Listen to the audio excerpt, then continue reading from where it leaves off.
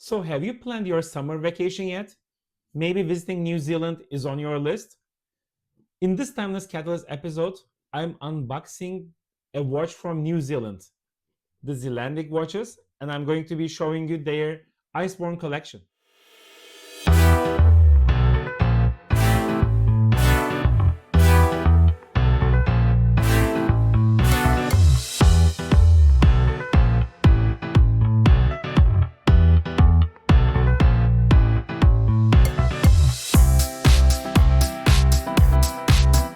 So guys, I have the blue one on my wrist.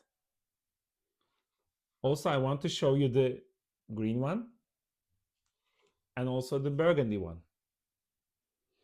Please let me know which color is your favorite in the comment section, and make sure you subscribe to my channel for the upcoming detailed review of the Iceborne collection.